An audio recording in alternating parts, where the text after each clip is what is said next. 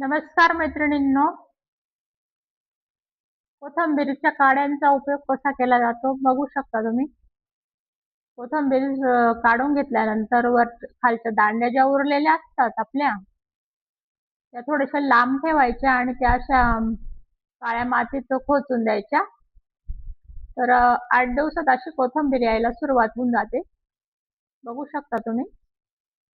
कोथिंबीर 8च दिवस झालेले आहेत, एवढी उंच झालेली आहे. मग आपल्याला जेव्हा कोथिंबीर लागेल तेव्हा हे वरचे थोडे तुरे खोडून घ्यायचे, आणखी खालून येत राहते ती. तर अशा भरपूर जर काड्या टोचल्या आपण, भरपूर कोथिंबीर येऊ शकते घरच्या घरी आपल्याला वापरायला. अशा पद्धतीने आलेली ती आता 8च दिवस झाले फक्त. तर अशी सिंपल डब्यात, कुंडीत, कशात पण लावली तरी सुद्धा येऊन जाते ती.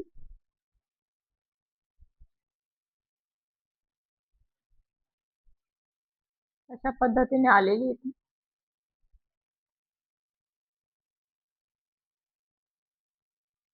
हे गुलाबाचं रोप आहे हे. नमस्कार मैत्रिणींनो, आमच्या गार्डन मधले पपईचे झाड मी तुम्हाला दाखवते.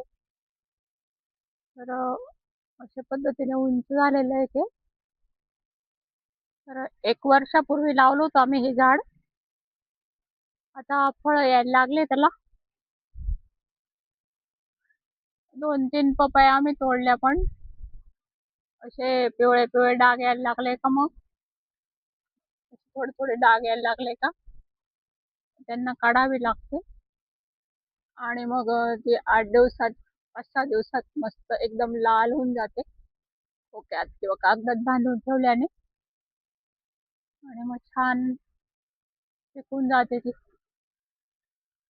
तर असे पपया आलेले आहेत याला. तर आम्ही मागच्या वर्षी 1 वर्ष झालं या झाडाला. तर बाजारातली पपई आणली होती आम्ही. त्याच्यातल्या बिया निघाल्या होत्या, त्या आम्ही असं जमिनीमध्ये बुजल्या होत्या त्यांना. तर 1 वर्ष लागलं त्यांना वाढायला. मग आता हे फळ यायला लागले. अशा पद्धतीने हे पपईचे झाड आहे. नंतर असे छोटे पण आहेत पपईचे झाड. यांना अजून फळ नाही आले, ते पण आहे. इतकं उंच झालेलं आहे हे. याला पण अजून फळ नाही आलेले आहेत, पण हे असे तुरे येतात आधी. अशा पद्धतीने असे छोटे फुलांसारखे तुरे येतात आणि मग इथे फळं लागतात ते असे.